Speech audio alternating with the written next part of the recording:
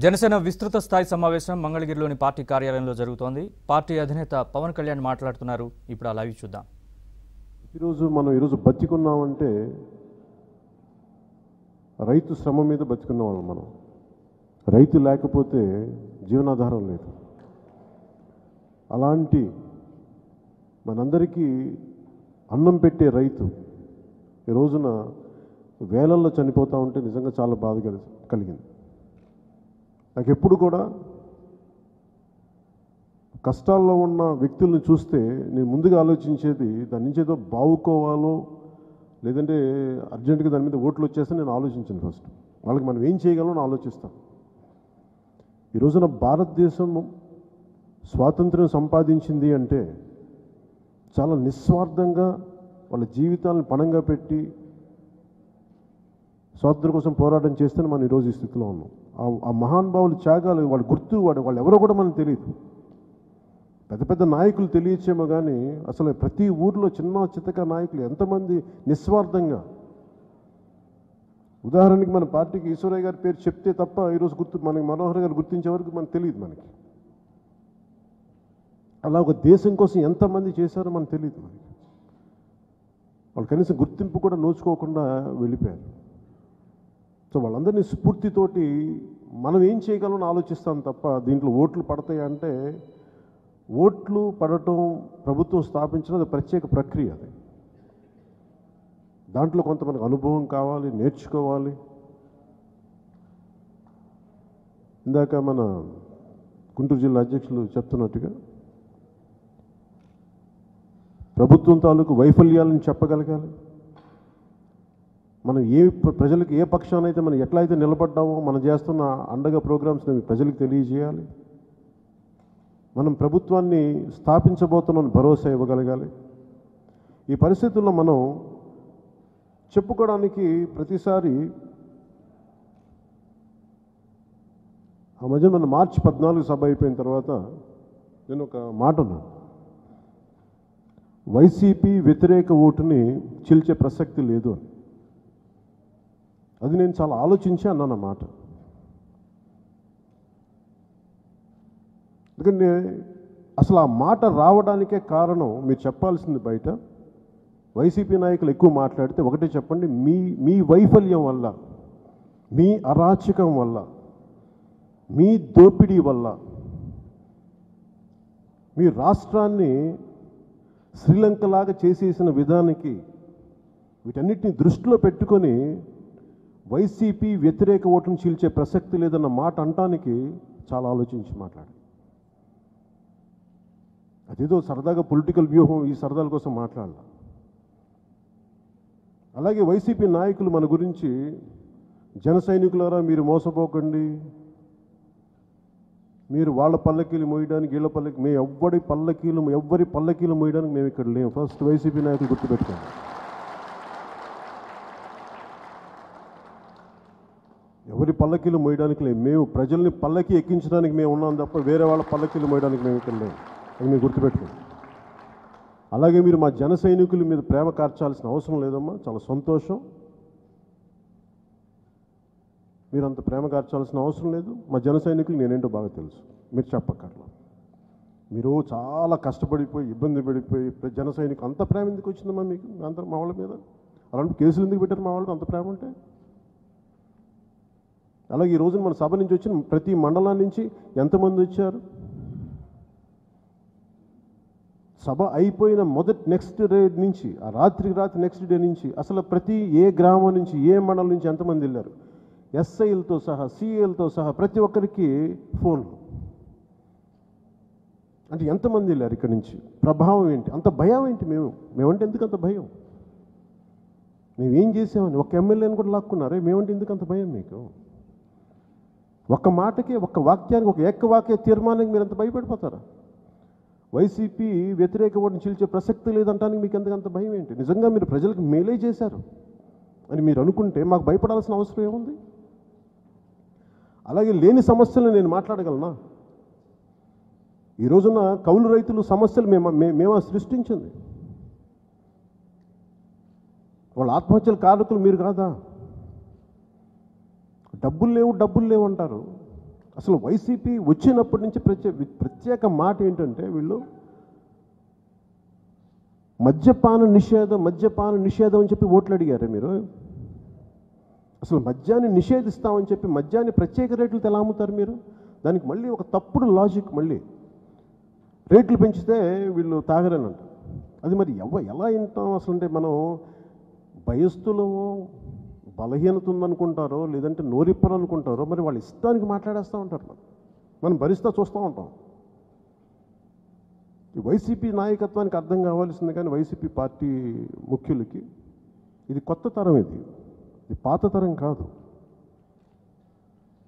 ఇది age of information. ఇది నేను ఎప్పుడూ మా చిన్నప్పుడు ఎప్పుడూ అన్నాను, 85లో నన్ను ఇలాంటి కథలు చెప్పకండి మీరు. ఏమన్నా మీరు బాదురే బాదురు అన్న మాటకి అది జనసేన సృష్టించిన మాట కాదు, అది నేనన్న మాట కాదు, అది పార్టీలో ఎవరన్నా మాట కాదు. వైసీపీ నాయకత్వమే 2018లో కరెంటు బిల్లులకి బాదురు అంటే, నేను ఆయన ఆ స్థాయిలో మాట్లాడతాను ఫస్ట్ నాకే ఆశ్చర్యం వేస్తుంది. అంత సాగదీసి మాట్లాడతారు మాట. ఈయన కూడా ఇంత బలమైన సెటైర్ ఉందా లోపల నాకు అప్పుడే అనిపించింది చూడగానే. అంటే బాదురు అంటే ఇంత వేదన ఉంది పాపం ప్రజల మీద, ఇంత కోపం ఉంది, ఇంత తపన ఉంది.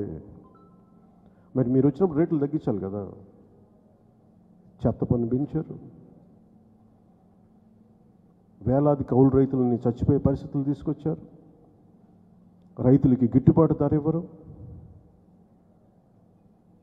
స్టూడెంట్లకి ఉదాహరణకి విదేశాలకు వెళ్ళడానికి ఎస్సీ ఎస్టీ విద్యార్థులకి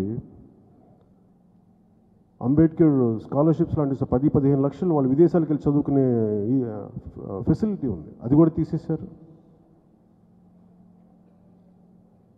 ఎవరికి ఏది అండగాలేదు, ఏదో వాళ్ళు అనుకున్న ప్రోగ్రామ్స్ డబ్బులు 100 మంది దగ్గర ట్యాక్సుల రూపంలో డబ్బులు కలెక్ట్ చేసి మీరు అనుకున్న 30 మందికో 40 మందికి ఇస్తే మిగతా 60 మంది 65 మంది ఏం వాళ్ళే, 70 మంది ఏం వాళ్ళు కామ్గా ఉంటారు. వాళ్ళకి బాధలు ఉండవా వాళ్ళకి? ఈ సందర్భంలో కౌలు రైతుల గురించి మీకు కొన్ని పేర్లు చదివి వినిపిస్తాను. ఒక్క కర్నూలు జిల్లాలోనే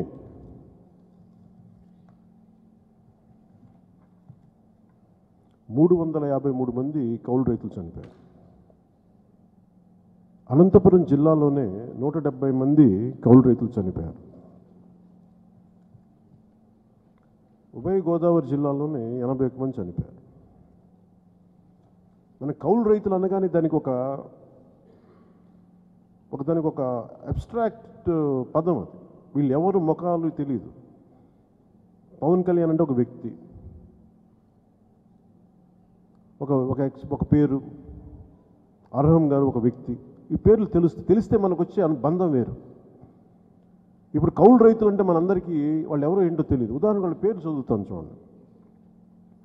షేక్ నగీ సాహెబ్, అహ్మద్ బాషా, విస్లావత్ సీనానాయక్, శీలం త్రిమూర్తులు, దిన్నే లాజర్, నంద్యాల విశ్వనాథ్ రెడ్డి, కురవ తిమ్మప్ప, పల్లా నరసింహమూర్తి, బోయ రామాంజనేయులు, సప్ప లక్ష్మణరావు, అంకుల అశోక్ రెడ్డి, పెద్దింటి వీరరాఘవ, తల్లారి నరేష్, బద్వేలు వెంకటాచలం, కొలకరి రామ బాలచంద్రయ్య, కమ్మర నీలకంఠ, చెరుకూరి కొండన్న, మేకల హరిజన లోకప్ప, రామావత్ సురేంద్ర నాయక్, దొడ్ల గంగమూర్తి, సుంకర చంద్రయ్య, పడాల సత్యనారాయణ, దొమ్మర రాజు, చింతల సూర్యం, మణికల రాజీ, పుణ్యం ముత్తయ్య. వీళ్ళందరూ కుటుంబాలు ఉన్నవాళ్ళు, బిడ్డలు ఉన్నవాళ్ళు, అందరూ సగటు వయసు 40-45 మధ్యలో ఉన్నారు. వీళ్ళల్లో అన్నం పెట్టే రైతుకి కులం చూడకూడదనడానికి కులాలు చదువుతాను నేను. వీళ్ళల్లో రెడ్డి, ముస్లిం, దళితుల కులాల్లో ముఖ్యంగా మాల, మాదిగ, అలాగే కమ్మ, శెట్టి బలిజ, యాదవ, గౌడ, కొప్పిలి వెలమ, కాపు, వైశ్య, వెలమ, తూర్పు కాపు, మున్నూరు కాపు, బోయ, వడ్డెర, కురబ, గొల్ల, ఒక్కలిగ, వడ్డెర, బెస్త, రజక, దొమ్మర, కుమ్మర, దాసరి, వైశ్య. ఒక్క లిస్టులో ఎన్ని కులాలు ఉన్నారో చూడండి. వీళ్ళకి మన కులాలు అన్నం పెట్టే రైతు కులం చూస్తామా? వైసీపీ అన్నం పెట్టే రైతు కులం చూస్తుంది. చాలా బాధ కలిగించే అంశం.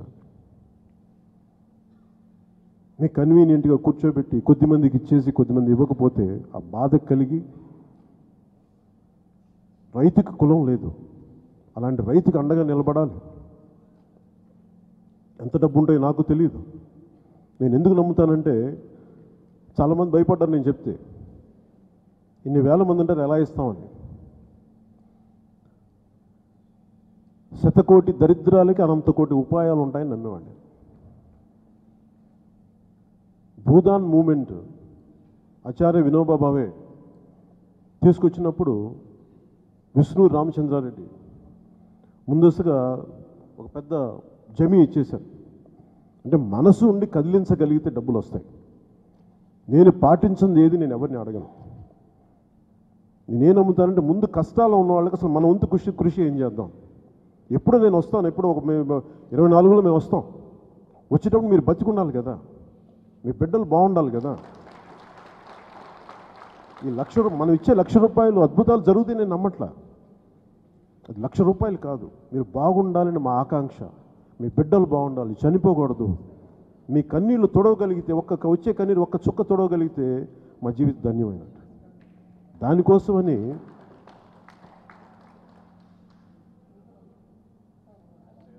ప్రభుత్వాలు ఎన్ని ఇబ్బందులు పెట్టినా మొన్న సినిమాకు వచ్చిన డబ్బుల్ని దాంట్లో ఒక ₹5 కోట్ల ఎందుకు ఈ రోజున తీసుకొచ్చానంటే ఇక్కడికి,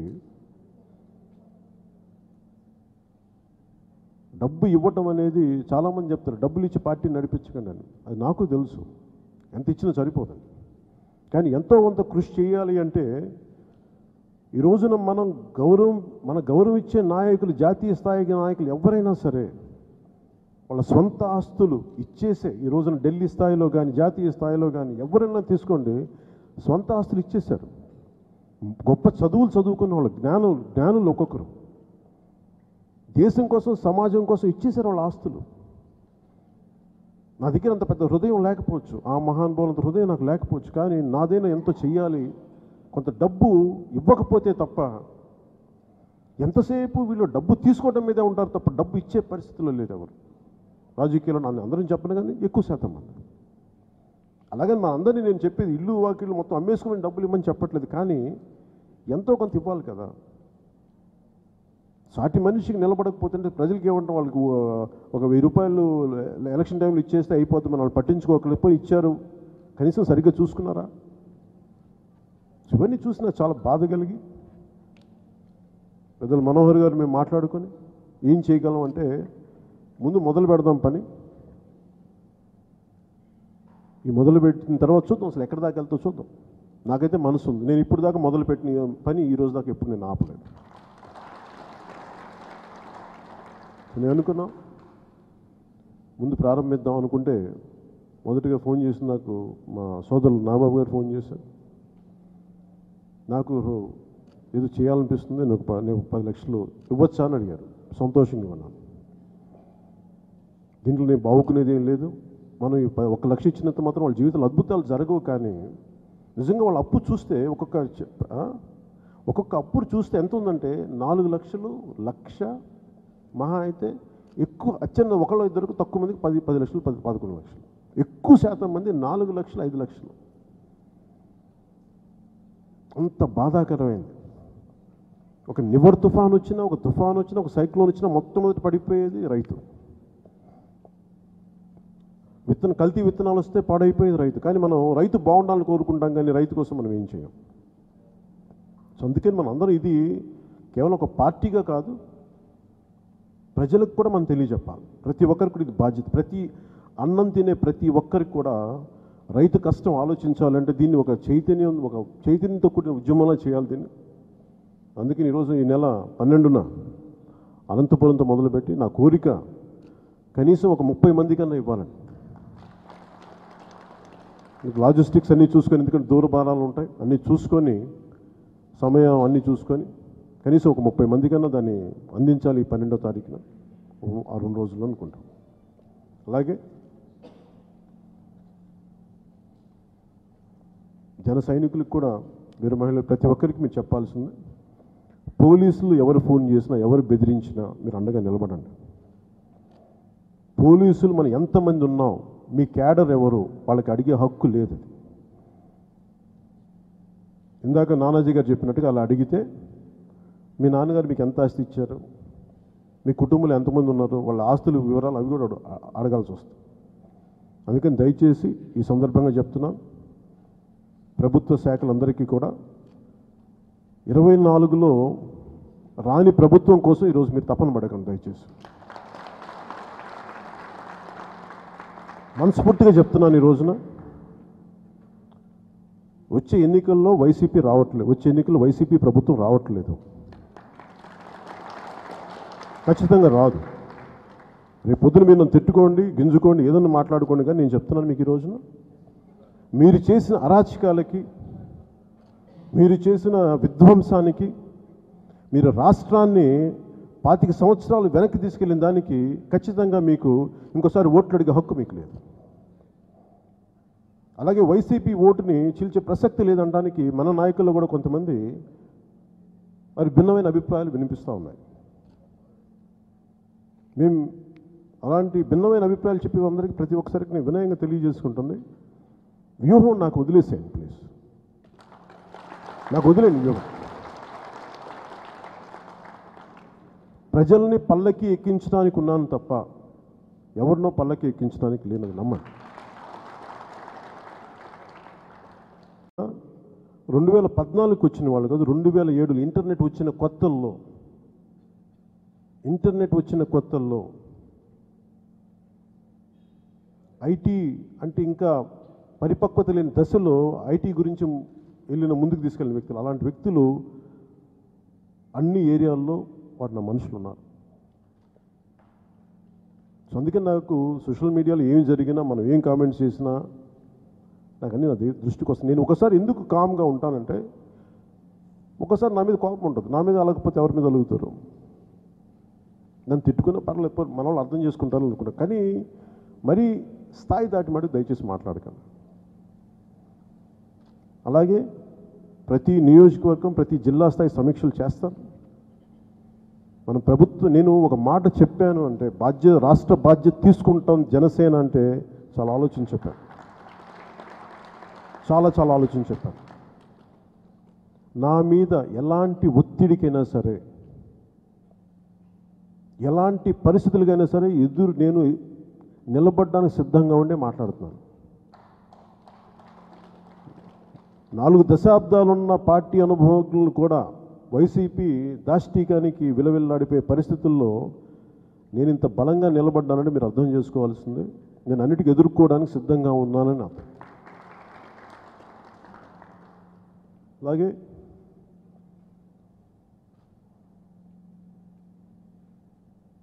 మనను తీర్మానం చేస్తుంది ముఖ్యంగా ప్రతి చోట 32 మంది బలిదానాలతోటి వైజాగ్ స్టీల్ ప్లాంట్ వచ్చింది. ఇంతమంది ఎంపీలు ఉన్నారు ఇన్ని సంవత్సరాలుగా, ఇన్ని దశాబ్దాలుగా. వీరందరూ కూడా మనసు నిజంగా అడిగి, రాష్ట్ర విభజన సమయంలో కనీసం ఇంతమంది ఎంపీలు ఉండి మా విశాఖ స్టీల్ ఉక్కు కర్మాగారానికి సొంత గనులు ఇవ్వండి అని ఒక్కళ్ళు కూడా అడగలేపారు. దాని తాలూకు ఫలితం ఈ రోజున వైజాగ్ స్టీల్ ప్లాంట్ ప్రైవేటీకరణ జరిగిపోతుంది. జనసేన ఆ ప్రైవేటీకరణను వ్యతిరేకిస్తుంది, కార్మికుల పక్షాన్ని నిలబడతాం. దానికి మనస్ఫూర్తిగా గౌరవ సూచికంగా కేంద్ర ప్రభుత్వాన్ని తెలియజేస్తాం, కార్మికులకు అండగా నిలబడతాం. కేంద్ర ప్రభుత్వం మార్చుకుంటుందని నాకు మనస్ఫూర్తిగా నమ్మకం ఉంది. సొంత గనులు ఇస్తుంది మన స్టీల్ ప్లాంట్కి నేను నమ్ముతున్నాను. ఒకవేళ ప్రైవేటీకరణ పరిస్థితి ఉంటే దాన్ని ఎలా చేయాలని మనందరం కూర్చొని ఒక నిర్ణయం తీసుకొని అది ప్రైవేటీకరణ కాకుండా ఎలా కాపాడాలి దాని మీద మనందరం ఒక ఆలోచన చేసి ఏ ప్రణాళికతో మనం ముందుకెళ్ళొచ్చో ఖచ్చితంగా చేద్దాం. అలాగే శాంతి భద్రతలు రాష్ట్రంలో ఆంధ్రప్రదేశ్ క్రైమ్ స్టాటిస్టిక్స్లో 6వ స్థానంలో ఉండటం ఇవన్నీ చాలా అలార్మింగ్గా అనిపిస్తున్నాయి. దీనికి కారణం వైసీపీ నాయకులు చేసే మాటలు. కానీ క్రైమ్ ఎందుకు పెరుగుద్ది అంటే బలమైన పాలనా వ్యవస్థ ఉంటే క్రైమ్ చేసేవాడు భయపడతాడు. మీరు కూర్చొని పేకాట క్లబ్బులు, చక్కటి నృత్య కార్యక్రమాలు చేస్తే దానితోటి ఎవరన్నా ఇది ఏంటి అంటే మీరు బయటకు వచ్చి రౌడిజం చేస్తే యాంటీ సోషల్ ఎలిమెంట్స్కి అది ఆలవాలం అయిపోతుంది. ఐఏఎస్ అధికారులు మోకాళ్ళ మీద కూర్చొని రాష్ట్ర నాయకత్వానికి లొంగిపోతే వెన్నెముకలు ఉంచేస్తే సో ప్రభుత్వం పనిచేయట్లేదని అర్థం. బ్యూరోక్రసీ బలంగా ఉండకపోతే మేము ఏదైనా చేసేయచ్చు అని అంటే మీరు ఆలోచించాల్సింది క్రైమ్ రేట్ పెరుగుతుంది అంటే పాలనా వ్యవస్థ సరిగ్గా లేదని. పాలనా వ్యవస్థను అజమాయిషీ చేసే ఈ పొలిటికల్ వ్యవస్థ పూర్తిగా నిర్వీర్యంగా ఉంది, వాళ్ళ సొంత పనుల్లో ఉన్నారని అర్థం. ఇలాంటి పరిస్థితుల్లో బలమైన ఈ నేరాలను అరికట్టే పోలీసింగ్ ఉండాలి. అందుకని దాన్ని మనం తీర్మానం చేసుకున్నాం. దాని తర్వాత ముఖ్యంగా రేట్లు పెరిగిపోతూ ఉన్నాయి. కరోనా, లాక్డౌన్స్, వీటన్నిటి మీద మనం భారతీయ జనతా పార్టీతోటి పెద్దలతోటి నాకు అందరితో గౌరవం ఉంది, ఎప్పుడు కానీ అన్ని పాలసీలు కూడా మనం ఇబ్బందులు చెప్పుకుంటాం, ఖచ్చితంగా చెప్పుకుంటాం. అలాగే ఈ రోజున కేంద్ర ప్రభుత్వం దృష్టికి, కేంద్ర నాయకత్వం దృష్టికి I'm appealing to central leadership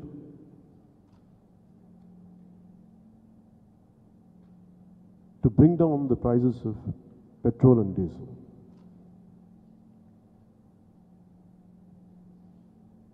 On average, a commoner is really suffering a lot. I appeal to central government to consider to bring down the prices of petrol and diesel. సగటు మనిషి బతకాలంటే పెట్రోల్ ఈ ధరలు పెరిగిపోతే ప్రతిదీ పెరిగిపోతూ ఉన్నాయి, నిత్యావసర వస్తువులు పెరిగిపోతూ ఉన్నాయి. వీటిని ఎంతో కొంత కంట్రోల్ నియంత్రించకపోతే మటుకు చాలా ఇబ్బందికరమైన పరిస్థితి వస్తుంది. అంటే మనం ఎవరితోనైనా సరే పొత్తులో ఉన్నాం కదా అని చెప్పి ఒక మాట చెప్పడానికి భయపడాల్సిన అవసరం లేదు. ఖచ్చితంగా వింటారు. దయచేసి మీరు అర్థం చేసుకోవాలి. నాకు ఆ భయాలు లేవు. నేను నా కోసం అయితే నా కేసులు తీసేయండి, నా మీద ఉన్న నేను ఎప్పుడు అడగను. అలాంటి పరిస్థితులు నేను పెట్టుకోను. అలాంటి పరిస్థితులు రాజకీయాల్లోకి వచ్చేవాడిని కాదు. అందుకని నేను ఈ మాట మాట్లాడితే దానికి విపరీత అర్థాలు తీయక్కర్లేదు ఎవరు. పొత్తుతో ఉన్న పార్టీలో కూడా మేము చాలాసార్లు కేంద్ర స్థాయిలో నాయకులతో మాట్లాడుతున్నప్పుడు, కేంద్ర మంత్రివర్గంతో మాట్లాడుతున్నప్పుడు ఒక పొత్తులో ఉన్నప్పుడు 70% ఏకాభిప్రాయం ఉంటే చాలు. 30% అన్నీ మనం ఏకీభించాల్సిన అవసరం లేదు.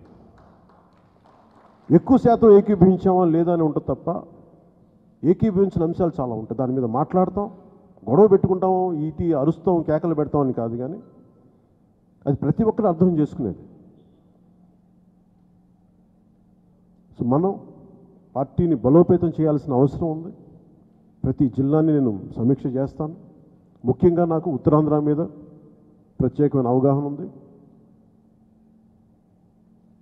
నా కోరిక ఉత్తరాంధ్రలో నేనే ప్రత్యేకించి ఆఫీస్ తీసుకొని, మరి ఎంత స్థాయి ఆఫీస్ ఉంటుందని కాదు నాకు తెలియదు, కానీ నా కోరిక ఉండాలని కోరుకుంటున్నాను. ఉత్తరాంధ్రలో ఇంత బలమైన ఆఫీస్ ఉండాలని కోరుకున్నాను. నా కోరిక ఉత్తరాంధ్రలో జనసేన ఒక బలమైన రీజనల్ ఆఫీస్ ఉండాలి. చాలా బలమైన జిల్లాలవి మనకి, వాటి మీద ప్రత్యేక దృష్టి సారించాలి. దాని మీద నేను ప్రత్యేకంగా, ఎందుకంటే నాకు ఇంత బలం ఉండి, ఉత్తరాంధ్రకు సంబంధించి ఇంత బలం ఉండి, ఒక రాజాం లాంటి ఒక పర్యటనకి వెళ్తే 2017లో 18లో ఇసుక వేస్తే రాళ్ళంత జనం ఉండి, ఇంత అభిమాన బలం ఉండి మనం దాన్ని సరిగ్గా వాడుకోలేకపోతున్నాం. విజయనగరంలో వర్షం వస్తున్నప్పుడు కూడా లెక్క చేయక ఆడపడుచులు, యువత అంతమంది ఉన్నారంటే వాళ్ళకి చెయ్యాలి, కానీ వాళ్ళు లీడ్ చేసే నాయకత్వం లేదు అక్కడ. సో నాయకత్వం ఒక రోజులో పెరగదు, మనం పెంచాలి. అక్కడ ధైర్యం లేకపోతే, నేను ఎందుకు ఉత్తరాంధ్రలో నేను తీసుకుంటానని మాట్లాడుతున్నానంటే అక్కడ ధైర్యం లేదని నాకు అర్థమవుతాం. కొంత సంకోచిస్తున్నారు అందరూ. అందుకే నేను ఉత్తరాంధ్ర మీద ప్రత్యేకంగా నేను దృష్టి సారిస్తాను. నేను వచ్చి కూర్చుంటాను ఉత్తరాంధ్ర. పోయినసారి నేను తిరుగుతూ వెళ్ళాను పోరాట యాత్రలో. ఈసారి మటుకు ప్రత్యేకంగా దృష్టి సారించి 2 సంవత్సరాల పైన ఉంది సమయం. ఎలక్షన్లు ముందు వచ్చినా పర్లేదు, కానీ మనం సంసిద్ధంగా ఉన్నాం. ఆ విషయం మీకు తెలియజేసుకుంటాం. అలాగే ముఖ్యంగా మన షణ్ముఖ వ్యూహం అని అన్నాను. దీంట్లో మనకి ఉద్యోగాలు రావాలి. ఈ మాట కూడా నాకు ఉత్తరాంధ్ర నుంచి వచ్చింది. ఒక 25 సంవత్సరాల భవిష్యత్తు ఇవ్వండి అని చెప్పి. ఒక్కొక్క రాజకీయ నాయకులు వాళ్ళ బిడ్డలకి, వాళ్ళ ముని మనవాళ్ళకి కూడా డబ్బులు కావాలి. పుట్టని ముని మనవాళ్ళకి, పుట్టని మనవాడికి, పుట్టబోయే ముని మనవాళ్ళకి, వీళ్ళందరికీ కావాలి. అలాంటిది ఒక 25 సంవత్సరాలు నిజంగా ఉద్యోగాలు లేవు. ఈ రోజున యువతకు ఉద్యోగాలు లేవు. ప్రామిస్ చేశారు రాగానే మేము అన్ని జాబ్ క్యాలెండర్ ఫుల్ఫిల్ చేస్తామని చెప్పి. నిజంగా వీళ్ళకి విలువ తెలియదు, కాలం విలువ తెలియదు. ఒక 18, 19, 22 ఏళ్ళ యువకుడు అక్కడ కళలు ఖనిజాలతో ఉంటాడు. ఏదో సాధిద్దాం, ఏదో ఉద్యోగం చేద్దాం, తల్లిదండ్రుల మీద ఆధారపడకూడదని. ఒక నాయకుడు ఒక మాట చెప్తే ప్రజలు నమ్ముతారు. అలాంటిది వైసీపీ నాయకత్వం మాట చెప్తే అందరూ నమ్మి ఓట్లేశారు. అలాంటి వాళ్ళకి ముందు చేయి చూపించారు. ఈ రోజున వాళ్ళు ఈ రోజున 24, 25 వాళ్ళు ఈ రోజున వచ్చేటప్పటికి వాళ్ళందరూ 30 ఏళ్ళు వచ్చేస్తాయి. ఏజ్ పారైపోద్ది, ఉద్యోగ అవకాశాలు రావు, నిరాశ నిస్పృహలకు గురై ఈ రోజు నేను చాలాసార్లు ఈ మధ్యన గంజాయి సాగు ఎందుకు పెరిగిపోయిందో మీకు మీ దృష్టికి తీసుకొస్తున్నాను. 1000 టన్నుల గంజాయి యువత వెళ్ళిపోతూ ఉంది. నేను వాళ్ళు తప్పు పట్టను. ఎందుకు తప్పు పట్టను అంటే, మీరు ఉద్యోగాలు కల్పించకపోతే మరి యువత ఏం చేస్తారు? బతకాలి కదా, ఏదో ఒక అడ్డదారులు ఎత్తుక్కుంటారు, తప్పదు. అది ఒక సోషియో ఎకనామిక్ ప్రాబ్లంగా చూడాలి దాన్ని. ఉత్తరాంధ్రలో మనకి దీంట్లో జరిగే ఈ గంజాయి సాగుని. సో అందుకని సంపన్న ఆంధ్రప్రదేశ్ని ఉద్యోగాలు కల్పించగలగాలి, ఉద్యోగాలు రావాలి, ఆంధ్రప్రదేశ్ బాగుండాలి. ముందు లా అండ్ ఆర్డర్ చాలా బలంగా ఉండాలి. మనకి ఇన్వెస్ట్మెంట్స్ వచ్చే మనకి చక్కటి వాతావరణం కల్పించాలి. అలాగే ఒక రాజధాని ఉండటం అనేది ఇది ఒక చాలా పవర్ఫుల్ ఒక ఎకనామిక్ మెషిన్. ఇది బోల్డ్ అంత సంపదను సృష్టించగలిగే ఒక మెషిన్ ఇది. అందుకని ఇంత ఖర్చు పెట్టిన తర్వాత గ్రోత్ దీని భయంకర గ్రోత్ ఇంజిన్ అది. అలాగే అమరావతిని రాజధాని అనేది మనం బలంగా చెప్పాలి బయటికి. అలాగే తిరుపతి కానీ, కర్నూలు కానీ, వైజాగ్ కానీ, ఈ నగరాలన్నిటికీ మరి ఇంకెంత ఏ స్థాయిలో పెంచాలి దాన్ని. వైజాగ్ లాంటి దాన్ని విశ్వనగరంగా చేయాలి. దాన్ని తిరుపతి బలమైన స్మార్ట్ సిటీగా చేయాలి. ఒకప్పుడు మనకు వాటికన్ సిటీని ఎలా చేసామో తిరుపతిని అంత బలంగా చేయాలి. అలాగే కర్నూలుని మన మొదటి రాజధాని, ఆ కర్నూలుని చాలా బలంగా తీర్చిదిద్దాలి. ఏదో మనం కూర్చోబెట్టి కోర్టు పెట్టేస్తాను, కోర్టు బిల్డింగ్ వస్తే అక్కడ ఏం అభివృద్ధి ఉంటుంది? ఇన్ని వెనకబడ్డ కులస్తులందరికీ ఏదో ఒక బలమైన ఉత్తమయ్యే రాజధాని అక్కడ సిటీ అవ్వాలి. అది కర్నూలు. ఆ విధంగా మనం డెవలప్ చేయాలి. ముఖ్యంగా ఇసుక మీద దోపిడీ పెరిగిన విధానం చూస్తే చాలా బాధ కలుగుతుంది. ఒక కంపెనీకి ఇసుకనిచ్చేసి 2-3 కంపెనీలకు ఇచ్చేయడం. అందువల్ల మేము అనుకుంది వైట్ కార్డ్ హోల్డర్స్కి ఉచితమైన ఇసుక ఇవ్వాలి ఖచ్చితంగా.